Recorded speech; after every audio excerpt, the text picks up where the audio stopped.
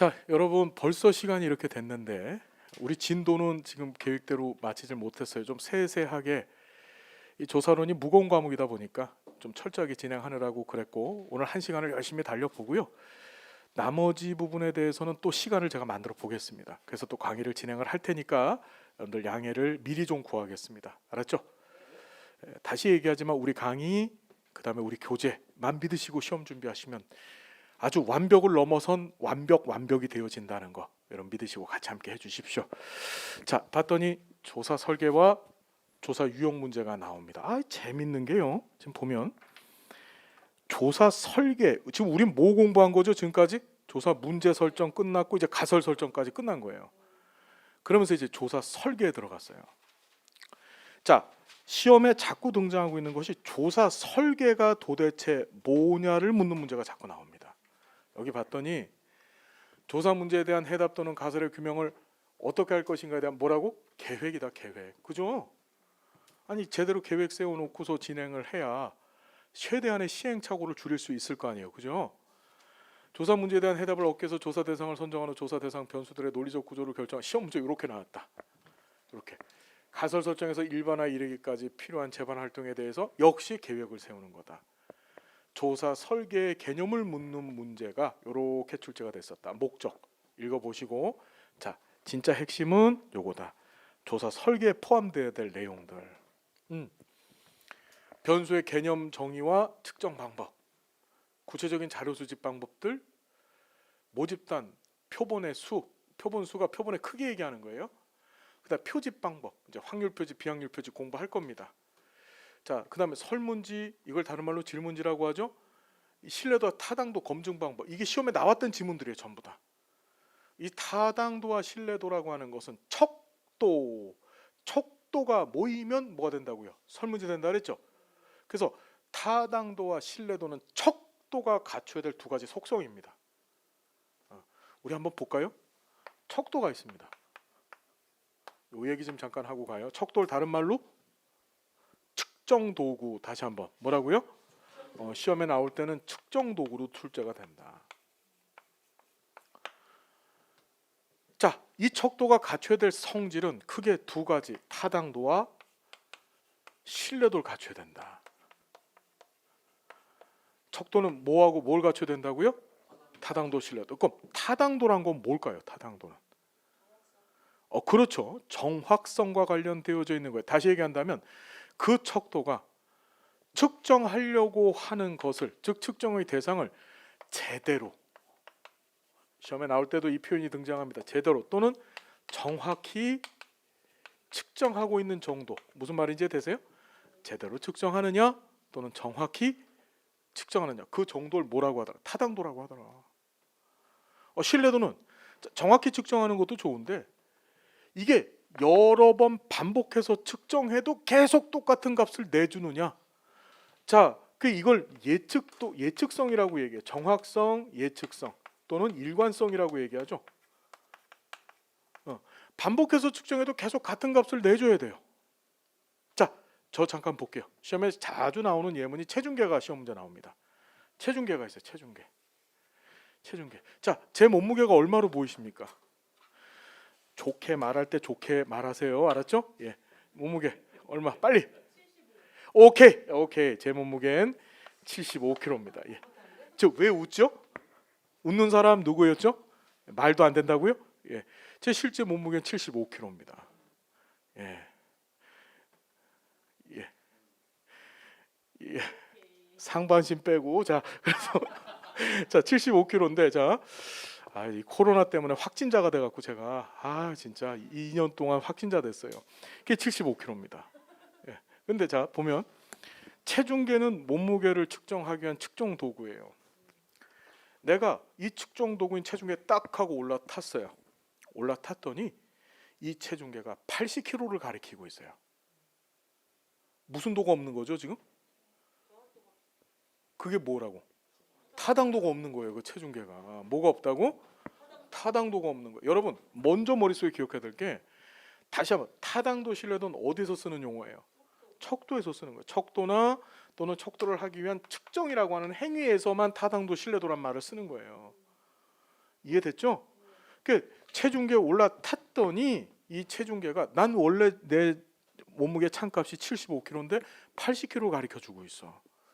정확히 제대로 측정하고 있지 못하죠. 무슨 도가 없는 거지? 타당도가 없는 거예요. 근데 자, 이 체중계 올라타도 80kg, 올라타도 계속 80kg, 세 번째 올라타도 80kg예요. 무슨 돈은 있어요? 신뢰돈이 있는 거야. 무슨 얘기인지 이해가 되셨죠? 근데 처음에 올라탔더니 75kg, 나중에 내려가서 다시 올라탔더니 80kg, 다시 올라탔더니 90kg 이렇게 나와요. 이건 무슨 도가 없는 거죠? 신뢰도가 없는 거예요. 타당도도 없는 거죠. 자, 신뢰도 타당도 뭔지 감 잡으셨죠? 별거 아니에요. 근데 맨날 시험에 나와요. 신뢰도의 개념과 타당도의 개념. 이전에 모르셨죠? 근데 지금 서적 관념. 자, 어디서 쓰는 용어다? 척도에서 쓰는 용어다. 근데 여기서 하나만 더 건지고 갑시다. 타당도와 신뢰도의 관계를 묻는 문제가 자꾸 등장한다. 타당도 신뢰도 관련해서는 뭐가 출제가 되냐면 타당도 측정 방법. 이 척도가 타당도를 얼마만큼 갖고 있느냐. 그래서 내용 타당도, 그리고 기준 타당도, 기준 타당도 안에 동시 타당도, 예측 타당도, 그 다음에 앞에서 공부하셨던 구성체 타당도, 다른 말로 개념 타당도 안에 우리 수렴 타당도, 판별 타당도, 이해 타당도, 총 6가지 타당도를 공부해야 돼요. 그 시험에 잘 나오고, 그 다음에 신뢰도 측정 방법으로 우리 검사 재검사법 또는 재검사법이라고도 합니다. 그 다음에 복수 양식법, 대안법이라고도 해요. 또는 평행 양식법. 그 다음에 내적 일관성법이라고 하는 것 안에 뭐가 있냐면 반분법과 크롬바 알파 계수법, 조사자 간 신뢰도법 해갖고 하나, 둘, 셋, 넷, 5개를 또 배워야 돼요. 머리가 쥐가 나죠? 어쨌든 이렇게 5개 하고 10개를 공부를 하셔야 된다. 거기서 시험 문제가 하나, 두 문제 나오고, 그 다음에 말씀드렸듯이 타당도 신뢰도의 개념을 묻는 문제 나오고, 타당도와 신뢰도의 관계를 묻는 문제가 또 나와요. 자, 우리 이 시간에는 타당도와 신뢰도의 관계만 빨리 짚고 가요. 자, 잠깐 보면 타당도하고 신뢰도는 참 재미있는 관계를 갖고 있어요. 한번 간단히 물어봅시다. 높다, 낮다라고 하는 용어와 단어와 그러니까 상태를 나타내는 거죠. 그다음에 타당도, 신뢰도라고는 용어를 가지고 조합을 만들면 타당도 높으면서 신뢰도 높다, 타당도 낮으면서 신뢰도 낮다, 타당도 높으면서 신뢰도 낮다, 그죠? 몇 개나 만들 수 있을까요? 한번 만들어 볼까? 타당도 높으면서 신뢰도도 높고, 그죠? 타당도 낮으면서 신뢰도도 낮고, 타당도 높으면서 신뢰도가 낮고, 타당도 낮으면서 신뢰도가 높고. 4가지 만들어지겠죠? 그렇죠. 4가지가. 그럼 자, 한번 해봅시다. 이거를 쉽게 이해하는 방법이 뭐냐면 시험에 출제될 때는 타당도 높으면서 신뢰도가 높다, 맞냐 틀리냐 이렇게 출제되고, 또 어떨 때는 타당도는 신뢰도를 확보하기 위한 충분 조건이다라고 하는 것이 재작년에 작년이죠. 시험 문제 출제됐었어요. 별의별 희한한 형태로 출제가 되어지는데 그걸 하나하나 기억하기는 힘들겠죠. 그래서 우리가 관역판 비유라는 걸 합니다. 타당도와 신뢰도의 관계를 표현할 때 뭘 한다고요? 관역판을 그려요. 관역판을. 자, 한번 봅시다.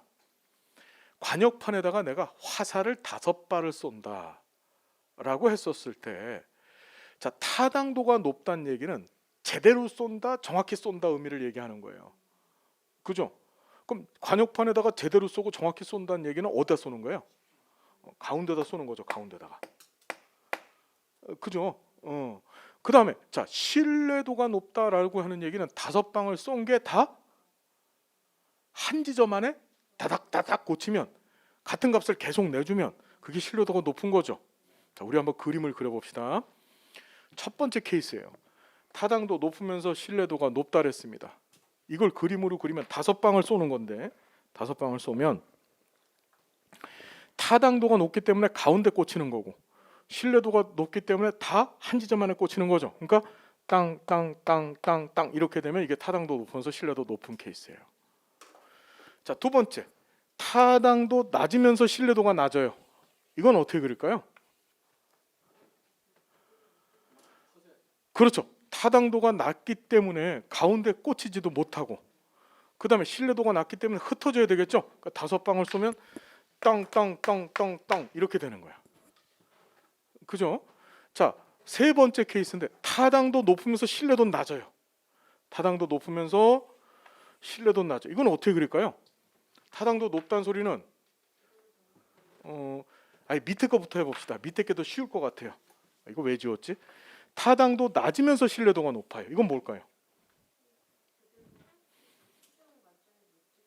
가운데 꽂히지 아니하면서 변두리에 딱딱딱딱 5방, 5방을 쐈더니 땅땅땅땅땅 이렇게 꽂히면 이게 타당도 낮으면서 신뢰도 높은 경우죠. 자, 타당도 이 세 번째를 해봅시다. 타당도 높으면서 신뢰도가 낮아요. 타당도 높으면서 신뢰도가 낮으려면 어떻게 될까요? 타당도 높다는 얘기는 가운데 꽂히는 거고, 신뢰도가 낮다는 소리는 흩어져요. 한번 그려보세요. 5방을 한 지점 안에 그려야지 신뢰도인데 이게 흩어져야 돼. 또 그려보세요. 우리 선생님 그릴 수 있겠죠? 예. 자, 이걸 그리시면은 노벨 타당성상을 받을 수가 있어요. 예. 이런 거 그릴 수 있다 없다? 없다. 잘 봅시다. 타당도가 높으면 신뢰도가 높아지죠. 다시 얘기한다면 모든 척도는 타당도가 높아지면 신뢰도는 저절로 높아지는 거예요. 이해됐죠? 그런데 타당도가 낮으면서 신뢰도가 높은 경우도 있어요. 이해됐어요? 이해됐죠? 그 다음에 타당도가 낮으면서 신뢰도도 낮은 경우도 있어요. 그런데 이런 경우는 있다 없다? 타당도가 높은데 신뢰도가 낮은 경우는 없다. 자, 다시 얘기해 볼게. 아까 체중계 얘기했는데 이게 뭐냐? 올라탔을 때 75kg, 다시 내려갔다 다시 올라탔을 때 또 75kg, 또 다시 내려갔다 올라탔더니 또 75kg. 이게 타당도 높으면서 신뢰도 높은 경우죠. 자, 2번은 타당도 낮으면서 신뢰도 낮은 건 올라탔더니 100kg, 올라탔더니 90kg, 다시 올라탔더니 300kg. 그렇죠. 이게 타당도 낮으면서 신뢰도 낮은 거예요. 자, 얘는 타당도 낮으면서 신뢰도 높은 건 뭐죠? 타당도가 낮으면서 신뢰도 높으니까 올라타면 100kg, 다시 올라타도 또 100kg, 다시 올라타도 100kg. 이게 바로 이거죠. 자, 시험에 어떻게 출제되냐면 타당도가 높으면 신뢰도는 저절로 높아진다. 적도는 타당도가 높은 저절로 신뢰도 높아져요. 그런데 거꾸로 타당도가 높으면서 신뢰도가 낮은 경우는 있다 없다? 그런 건 존재하지 않는다. 아까 전에 필요충분 조건 얘기했었어요. 여러분 필요충분 조건 들어본 적 있죠? 어디서 들어봤어요? 이게 시험에 작년이죠. 작년에 나와갖고 다 뒤집어졌어요. 무슨 필요충분이 나와가지고 고등학교 1학년 때 명제 시간에 배웠던 건데, 그렇죠? 예? 자, 얘를 한마디로 정의를 해보면 이렇게 표현할 수 있어. 타당하면 신뢰할 수 있다. 그죠? 따라합시다. 타당하면 신뢰할 수 있다. 다시 뭐라고? 타당하면? 그거만 기억하면 돼. 타당하면 신뢰할 수 있다. 자, 우리 필요충분 조건이라는 얘기 들어봤었다. 필요충분 조건 들어봤어요? 그게 뭐지? 자, 우리 필요충분 조건이 이렇게 생겼어요. 명제라는 게 등장합니다. 명제. 명제가 뭐죠? 명제. 명제. 참? 자, 명제는요, 참과 거짓을 명확하게 구분할 수 있는 문장이나 수식을 명제라 해요. 다시, 명제가 무슨 뜻이라고요? 그러니까 얘는 참일 수도 있고 거짓일 수도 있는 거예요. 참인 명제 true, 거짓인 명제 false 이렇게 표현을 해요. 예를 들자면 이러고 봅시다. 박정훈 교수는 잘생겼다. 명제일까 아닐까요? 뭐라고? 명제가 아니죠. 왜냐하면 여기 가치가 들어갈 수밖에 없어요. 누가 보기엔 잘생겼다. 우리 와이프는 제가 잘생겼대요. 예. 여러분들은? 예, 그렇지. 지금 한 사람 대답 안 하고 있어요. 예. 예, 우리 선생님은 지금 저를 질투하고 계시고요. 예. 거꾸로 됐다. 내가 질투를 하고 있는 것 같아요. 야, 너튼 간에 다시. 자, 명제라고 하는 것은 참과 거짓이 구분돼야 돼요. 즉 가치 판단이 들어가면 안 돼요. 예를 들어서 1 더하기 1은 5다. 명제일까 아닐까요? 명제입니다. 무슨 명제? 거짓 명제, 거짓 명제. 이해가 되셨습니까, 여러분? 자, 얘를 명제로 표현하면 타당하면 신뢰하다. 타당도가 있으면 신뢰하다. 자, 명제는 어떻게 구성되어 있냐면 가정과 결론으로 구성되어 있어요. P이면 Q이다. 이런 거 구경해 보신 적 있을 거야. 그죠? 가정이면 결론이다. 자, 보세요. 잘 봅시다. 가정은 결론이기 위한 충분 조건. 다시 뭐라고요? 가정은 결론이기 위한 무슨 조건? 충분 조건. 결론은 가정이기 위한 필요 조건이라고 하는 거야. 다시 P면 Q이다 했었을 때 P는 Q이기 위한 무슨 조건? 충분 조건. Q는 P이기 위한 필요 조건이야. 자, 이 화살표가 여기서 출발하죠? 충발, 출발, 충발, 출발. 뭔 소리인지 이해돼요? 이해됐죠? 충발, 출발. 자, 그러면 타당도는 신뢰도를 확보하기 위한 무슨 조건?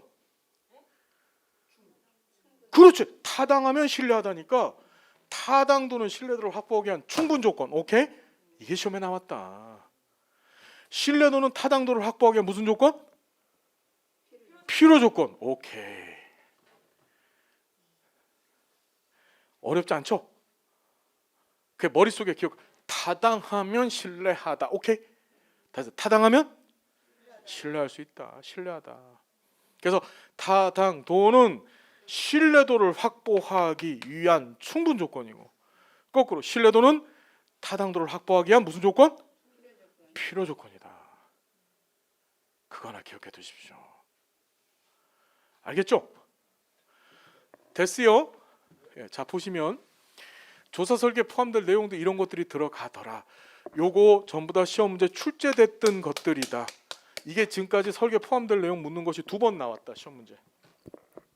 자, 보시면 자, 시험 문제 한번 봅시다.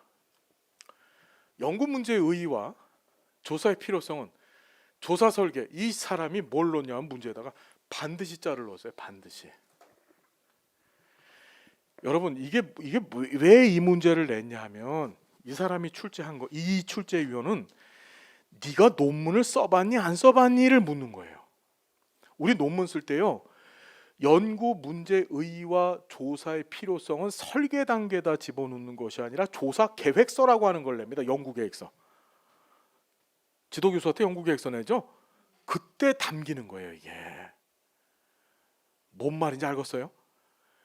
그러니까 설계도에는 들어가질 않아요. 조사 설계 때는 구체적으로 내가 뭘 연구할지를 여기다 담습니다. 이게 틀린 거고. 이게 시험에 나왔어요. 자료 수집 방법은 조사 설계에 포함될 수 없다. 이렇게 나왔습니다. 조사 설계 방법에 자료 수집 방법은 반드시 들어가야 돼요. 세상 끝나다. 어떤 일이 있어도. 내가 서베이를 할 거다. 아니면 실험 연구를 할 거다. 아니면 내용 분석을 할 거다. 관찰법을 쓸 거다. 무슨 말인지 알겠나요? 그게 핵심이에요. 이게 요번 20회 시험에 출제됐었다. 알겠죠, 여러분? 요거만 기억하면 돼요. 요거만. 조사 설계 포함될 내용들 요거 기억해 두셔야 된다. 됐습니까? 됐죠?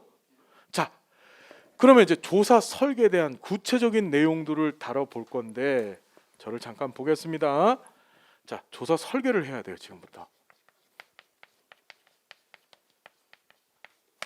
조사 설계를 진행할 때 이런 거죠. 내가 어떤 목적하에, 즉 왜 이런 조사 설계를 할까? 자, 중요해요. 시험에도 그 기준을 묻는 문제가 자꾸 등장합니다. 그러니까 어떤 기준에 따라 분류가 됐는지를 기억해야 돼요. 자, 목적에 따라, 다시 뭐에 따라?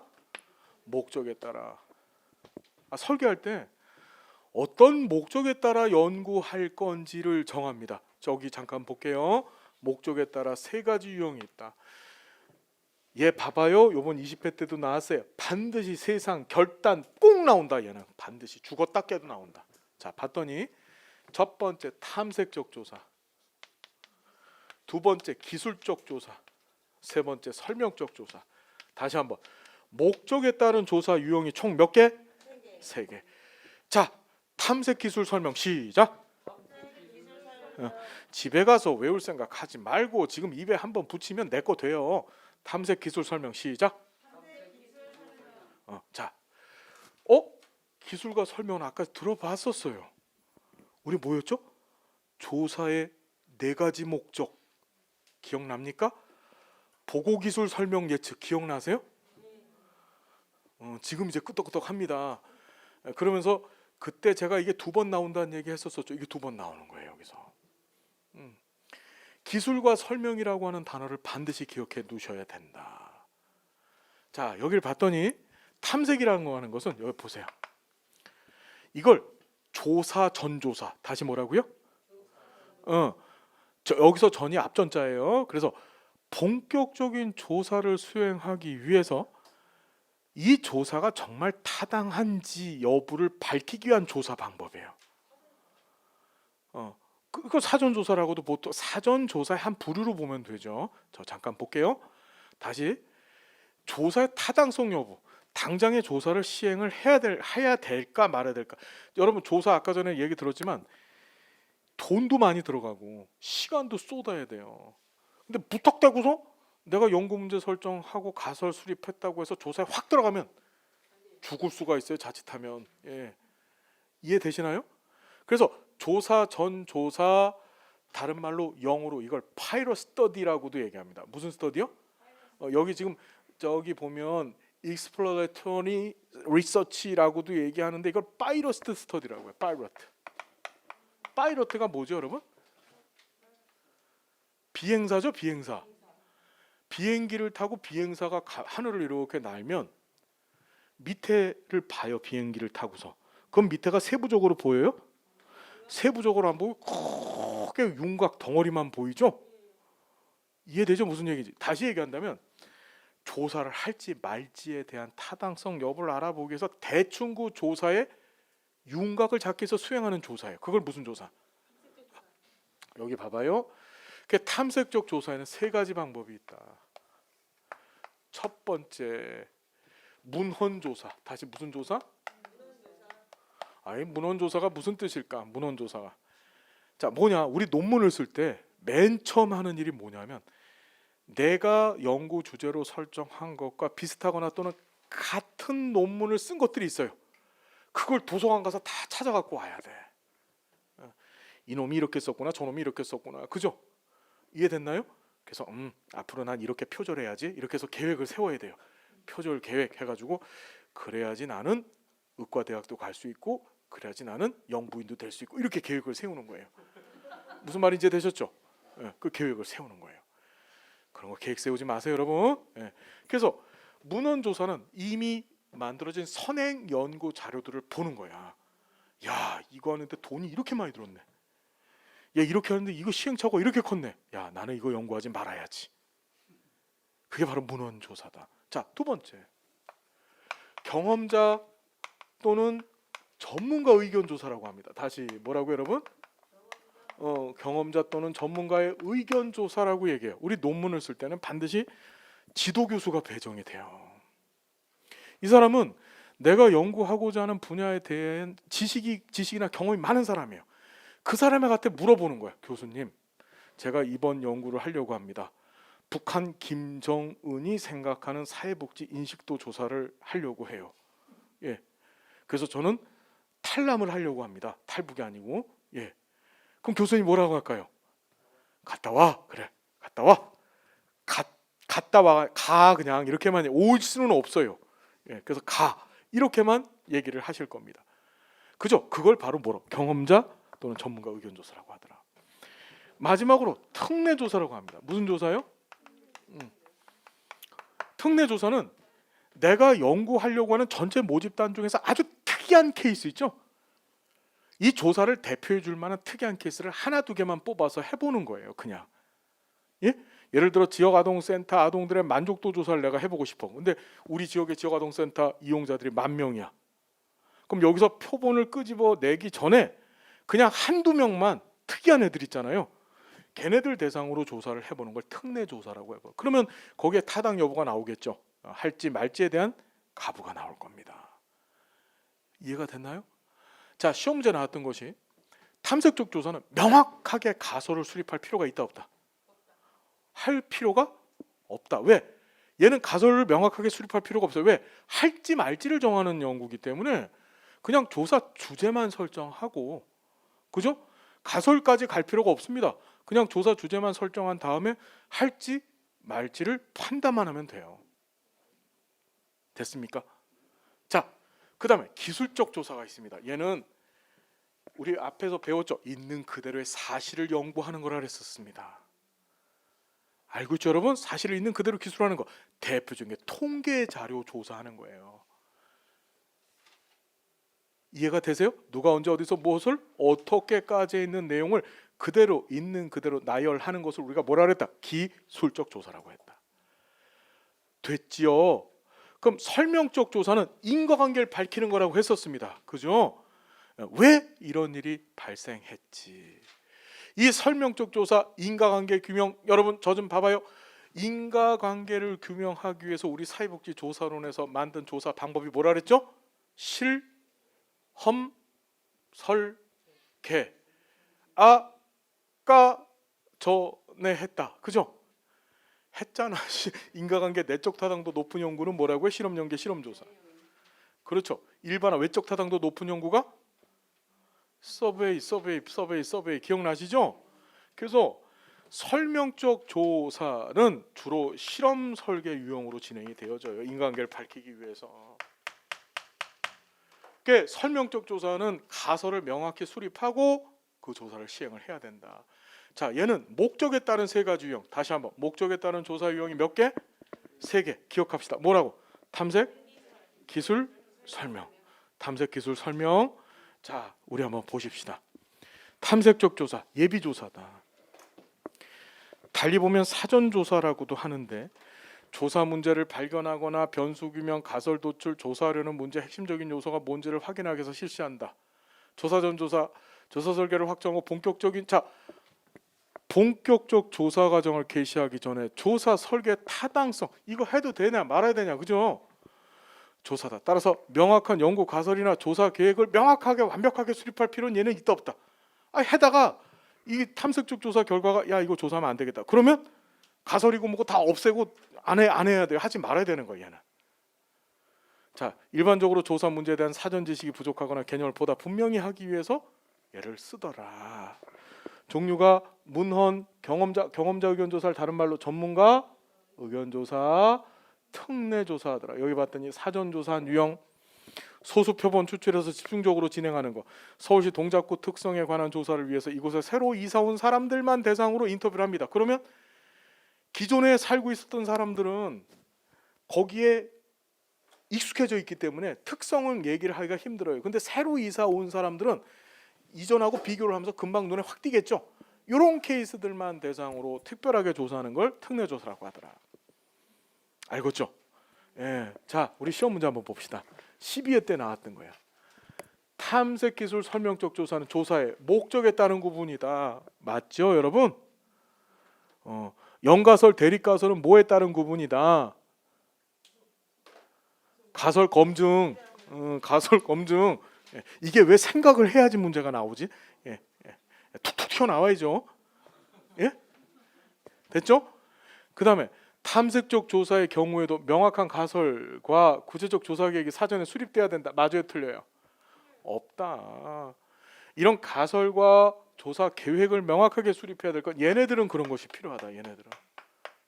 이해됐죠? 자, 탐색적 조사는 가설을 설정할 필요가 없다. 이게 12회 때 문제를 13회 때 이렇게 가공해서 출제를 했다. 이해됐죠? 알겠나요? 예. 여러분들 이 책은 완벽한 책입니다. 알았나요? 믿으시고 이거 갖고 공부하시면 돼요. 예. 자, 기술적 조사 봅시다. 특정 현상에 대해 정확하고 사실적인 묘사를 수행하는 것이다. 6하 원칙 중에 이거다. 인구 주택 총조사, 여론조사 같은 것들. 아동복지법 개정에 찬성하는 비율은 얼마입니까? 그죠? 얘네들은 몇 퍼센트 이런 식으로 표현돼요. 우리 앞에서 그런 얘기, 대통령 지지율 조사했죠. 그게 무슨 조사에 포함될까요? 그 기술적 조사예요. 그 기술적 조사입니다. 이해됐나요? 대통령 지지율, 뭐 국정 요새 하는 게 국정 수행 능력 평가 이런 조사하죠. 그 전부 다 무슨 조사에 해당하는 거야? 기술적 조사다. 자, 설명적 조사는 뭐 하는 것이다?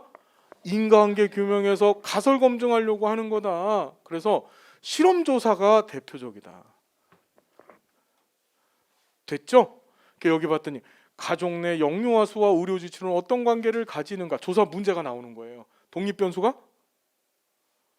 영유아 수, 의료 지출 종속 변수. 됐습니까? 모형을 만든 거죠. 자, 시험 문제 봅시다. 설명적 조사는 특정 현상을 사실적으로 묘사하려고 한다. 그건 무슨 조사? 있는 그대로 묘사하는 거. 기술적 조사. 설명적 조사는 왜 이런 일이 발생했지? 설명하는 거죠. 자, 설명적 조사는 가설을 검증한다. 이렇게 나왔다. 가설 검증한다. 왜라고 하는 걸 찾는다. 실험 조사다. 됐죠? 모형 만든다. 인과관계 모형. 설명적 조사는 특정 변수에 영향을 미치는 요인에 대한 조사. 이렇게 나왔어. 자, 여기 봐요. 특정 변수에 영향을 미치는 요인이면 이 요인이 뭐야? 독립 변수고. 이 특정 변수는 종속 변수가 되는 거죠. 그걸 이렇게 냈다. 맞죠? 이해돼요? 아우, 이해 안 돼. 설명적 조사는 실험 조사 설계 형태로 이루어지다. 와호, 이렇게 냈다. 아예 에라 실험 조사다. 너 받아 먹어라. 이렇게. 다시 한번 시험 문제 나올 때 인과관계. 그다음에 그렇죠. 왜 가설 얘기가 등장하면 설명적 조사다. 실험 조사. 됐죠? 오케이. 자, 정말 또 미안한데 요번에 또 나왔죠. 시간에 따른 조사 유형이다. 자, 조사 설계를 하면서 두 번째로 봐야 될 게 조사 시점입니다. 언제 조사하느냐. 이걸 잘 이해를 해야 된다. 여러분 잘 보세요. 내가 조사를 몇 번 하느냐, 또 그 조사의 시점이 언제냐에 따라서 여기 볼게요. 횡단조사. 다시 뭔 조사? 횡단조사와 종단조사로 구분되어진다. 무슨 조사? 횡단조사, 종단조사. 자, 이게 횡단이죠? 이게 종단이에요. 그렇죠? 횡단조사는 잘 보세요. 어떤 조사의 주제를 딱 정하고 한 시점에 와장창 조사하고 다 끝내버리는 거예요. 한 번만 조사하는 거예요. 한 번만. 앞에서 얘기했던 인구주택 총조사 있죠? 한 열흘 기간 잡아놓고 그동안에 와장창 조사하고 다 끝내버리잖아요. 그죠? 그걸 횡단조사라고 하더라. 여러분 여기 볼게요. 우리 앞에서 방금 전에 공부하셨던 탐색 기술 설명 있잖아요. 이게 전부 뭐야? 몇 번 하는 거야 얘네들은. 그래서 이 탐색 기술 설명은 횡단조사에 포함돼요. 시간적인 차원에서 보면. 시험에 나왔던 것이 어떻게 나왔어요? 횡단조사는 탐색 기술 설명의 목적을 갖는다. 이렇게 출제됐다. 맞지? 그럼 제가 틀린 거 얘기하겠어요? 예. 제 얘기는 진리입니다. 알았죠? 예, 믿으세요. 예, 사이비 교주 같죠? 예, 그러면 안 됩니다. 자, 두 번째 종단조사다. 여러분 종단조사는 자, 이 핵심은 얘는 잘 안 나와. 쉬워서. 얘는 정태적 조사라고 돼. 정태라는 말이 뭐지? 머물러 있다는 소리죠. 한 번 하고 끝나기 때문에. 근데 이 종단조사는 같은 주제를 가지고 두 번 이상, 몇 번 이상? 두 번 이상 반복적으로 수행하는 조사예요. 그러니까 같은 주제를 갖고 이때 조사하고 이때 조사하고 이때 조사하는 거야. 이렇게. 그러니까 뭘 알아볼 수 있을까요? 변화의 추이가 보여지겠죠? 이때는 이랬는데 이때는 이랬고 이때는 이랬고. 그죠? 그렇죠. 자, 보면 이렇게까지만 해도 우리는 참 고마운데 여기다 한술 더 떠서 이 종단조사의 종류를 묻는 문제가 너무 잘 나온다. 이 종단조사는 종류가 세 가지다. 패널조사. 두 번째 경향성. 이 경향성을 영어로 트렌드라고 얘기하는데 이걸 우리말로 하면 추세라고도 해요. 추세조사라고도 합니다. 추세 또는 추이조사. 알겠죠? 자, 마지막으로 세 번째가 등장합니다. 그게 바로 코호트 조사예요. 이걸 다른 말로 동년배 조사라고도 합니다. 다시 한번 봅시다. 종단 조사의 세 가지 종류. 시작. 패널 조사, 경향성 조사, 코호트 조사. 한 번만 더. 패널, 경향성, 코호트. 자, 패널 조사는 이때 조사했던 대상과 이때 조사했던 대상이 똑같은 거야. 예를 들자면 우리 패널이란 말이 무슨 뜻이에요? 우리가 패널 토의 하잖아요, 그죠? 패널 관객? 그렇죠. 우리가 패널을 구성한다 이런 얘기하죠. 패널이라는 원래 그 말의 어원 뜻이 판때기란 뜻입니다. 판때기. 판때기. 우리 뭐냐면 이렇게 의자 탁장이 있으면은 위에서 본 거예요. 판때기에다가 그 이름을 써놨어요. 개똥이, 소똥이, 말똥이, 그죠? 그럼 어떡하냐면 이 자리엔 누구만 앉을 수 있어? 그 이름표 써져 있는 사람만 앉을 수 있는 거야. 다른 사람은 이 안에 못 앉아요. 그 구성원들을 우리가 패널이라고 얘기합니다. 오늘의 패널을 모시겠습니다. 이런 토론 봤죠? 패널 토의라는 걸 진행을 하면 패널 토의는 연구 때 이때 토의했던 사람, 이때 토의했던 사람, 이때 토의했던 사람이 항상 같은 거야. 뭔 말인지 알겠죠? 자, 그래서 패널 연구는 각 조사 시점마다 2번 이상 조사를 시행하는데 조사 시점마다 조사의 대상이 항상 어떻다? 같다. 그걸 패널 조사라고 하더라. 이해됐나요? 자, 반면에 경향성 조사는 이 패널 조사는 조사를 유지하는 게 쉬울까요, 어려울까요? 패널 조사를 계속 시행하는 것이 쉬울까 어려울까요? 같은 표본의 크기라고 한다면, 자, 이거부터 봐야 돼요. 횡단 조사하고 종단 조사에서 같은 표본의 크기, 즉 같은 조사 대상자를 갖고 조사를 한다라고 한다면 여러분, 둘 중에 어느 게 더 시간과 돈이 많이 들까요? 아니, 그거 당연한 거. 얘는 한 번만 하고 얘는 2번 이상 하는 거 얘가 돈이 훨씬 많이 들겠죠. 근데 이 패널 조사의 가장 큰 종단 조사 안에서, 이 돈 많이 들고 시간 많이 드는 종단 조사 안에서도 이 패널 조사의 가장 큰 단점은 뭘까요? 그렇지, 같은 사람이야. 같은 사람, 이때도 같은 사람, 이때도 같은 사람, 이때도 같은 사람을 유지를 해야 되는데, 예를 들자면 요 터울을 10년씩 도는 거야. 내가 사회복지 인식도 조사에 대한 연구를 하려고 여기 있는 분들을 대상으로 2000년도에 조사 한번 하고 또 2010년도에 또 한번 조사를 해. 그때 똑같은 사람들을 대다 조사를 하는 게 패널 조사야. 가능할까요, 불가능할까요? 자, 시험에 출제됐던 것이 가장 포괄적, 우리 중요합니다. 포괄적, 가장 완벽한 형태의 자료를 변화의 추이를 알아보는 데는 얘만큼 좋은 게 없어요. 근데 문제는 그 패널을 유지하는 게 쉽다, 어렵다? 어려운 거예요. 어려운 거예요. 중간에 사망, 중간에 이사, 중간에 이주, 또는 중간에 밥 안 줬다고 삐져갖고 안 나오고, 그죠? 별의별 케이스들이 다 있다고. 그래서 패널 조사의 가장 큰 단점은 패널을 유지하는 것이 힘들다. 그래서 두 번째로 등장한 것이 경향성 조사예요. 경향성 조사. 자, 이건 뭐냐면 저 좀 볼게요. 각 조사 시점마다 동일한 연령대를 대상으로 조사하는 거예요. 예를 들어서 2000년도에 20대를 갖고 조사했어요. 그럼 2010년도에도 20대 갖고 조사하는 거야. 2010년도에 20대. 2020년도 몇 대? 또 20대 갖고 조사하는 거야, 그냥. 그러면 각 시대별로 20대들이 어떤 생각 갖고 있는지를 파악해 볼 수가 있겠죠? 이게 경향성 조사다. 이해가 됐어요? 어떤 얘기인지? 근데 자, 코호트 조사. 여러분, 코호트라는 말이 무슨 뜻이에요? 요번에 우리 코로나 사태 경험하면서 코호트 격리라는 말 들어봤어요. 코호트. 영어로 이렇게 쓰는데, 코우라는 말은 영어 단어 중에 together 뜻이에요. together. 함께. 호트라는 말은 experience, 경험이란 뜻이에요. 즉 동일한 경험을 한 사람들이란 뜻이에요. 우리 코호트 격리라는 게 무슨 소리냐면 똑같이 코로나 갖고 있는 사람들을 니네들끼리 살아라야. 그러니까 그게 코호트 격리예요. 뭔 말인지 되시나요?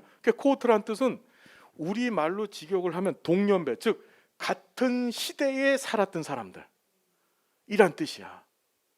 얘는 어떻게 추진을 하냐면 이런 거야. 저 좀 볼게요. 같은 시대를 경험하고 사는 사람들을 코호트, 동년배라고 얘기하는 거예요. 그럼 시대를 어떻게 경험하느냐? 2000년도에 20대를 조사를 했어요. 그럼 2010년대엔 30대 조사하는 거야. 2020년도엔 40대 조사하는 거야. 그러면 이 사람들은 어떻게 될까? 같은 시대적 상황과 경험을 하면서 산 사람들이 돼버리는 거죠. 이게 코호트 조사다. 이게. 자, 중요한 거, 자, 지금부터 봅시다. 패널 조사는 각 조사 시점마다 같은 사람 다른 사람. 자, 경향성 조사는 같은 사람 다른 사람. 코호트 조사는 같은 사람 다른 사람. 다른 사람, 이게 시험에 나온다. 이 둘은 다른 사람들이에요. 다 다른 사람들. 얘만 같은 사람이야. 패널 조사만.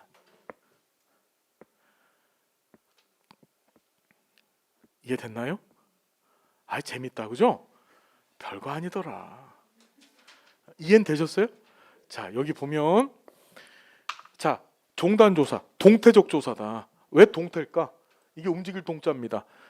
그래서 조사 시간격을 두고 표본을 반복적, 즉 밑줄 긋습니다. 몇 번 이상.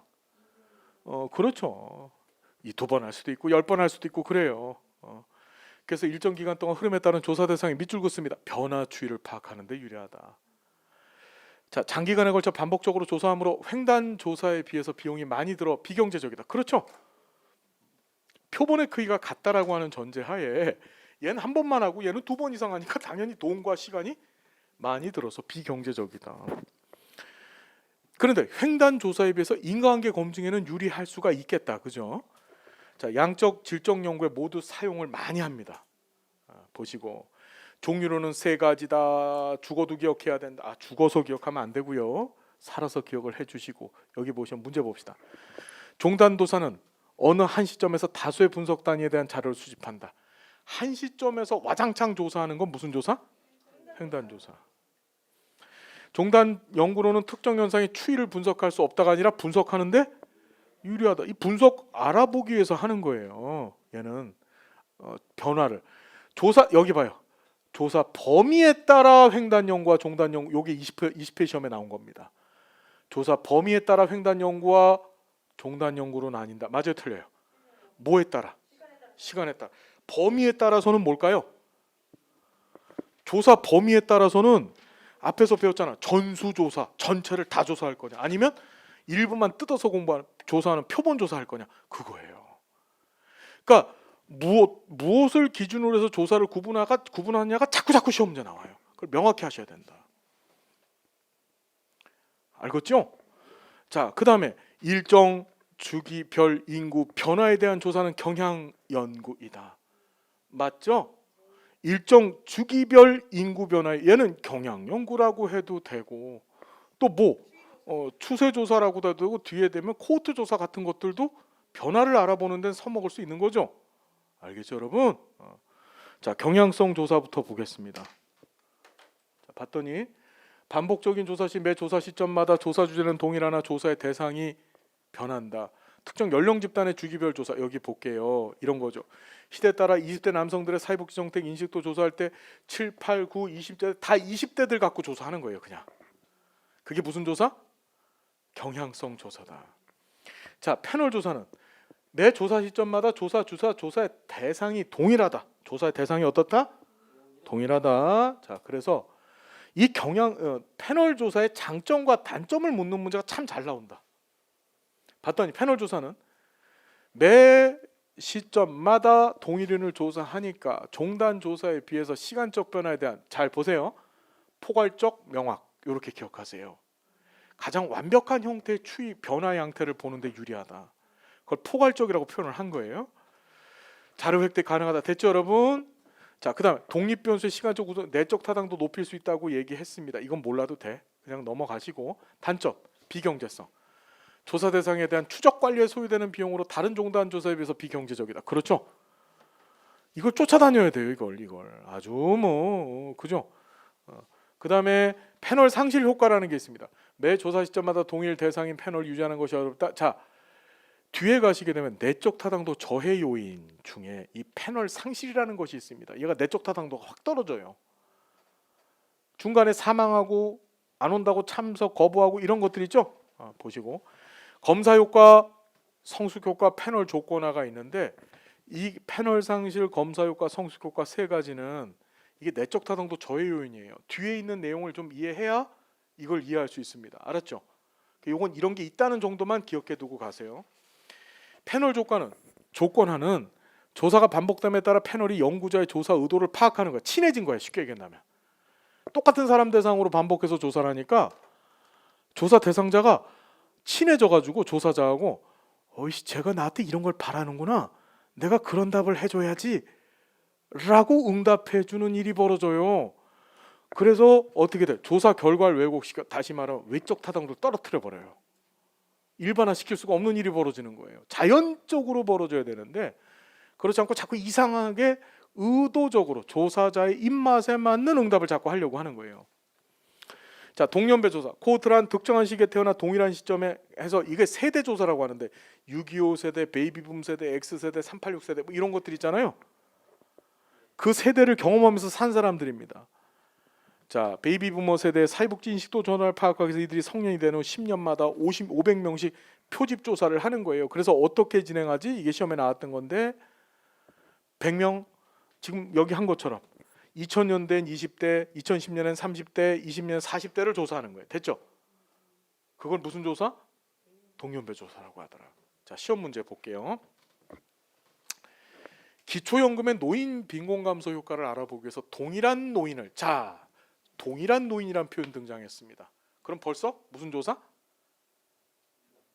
패널 조사가 생각나야 되겠죠? 그래서 표본으로 10년간 매년 조사했다. 이거 패널 조사다. 맞아요? 틀려요? 맞죠? 다시 얘기한다면 패널 조사만 동일한 사람이고 경향성이나 코호트 조사는 서로 다른 사람이에요. 자, 추이 조사가 등장합니다. 추이 조사는 패널보다 개인의 변화에 대한 더 명확한 또는 포괄적 자료를 획득한다. 틀리죠. 가장 포괄적 명확한 자료를 획득하는 건 무슨 조사? 패널 조사. 자, 패널 조사에서는 패널 조건화 현상 이게 16회 때 나왔습니다. 연구 결과 정확성이 재밌어요. 패널 조건화 현상이 벌어진다는 건 맞는데 이건 연구 결과의 정확성을 떨어뜨리죠. 이렇게 지저분하게 시험 문제를 낸다. 됐죠?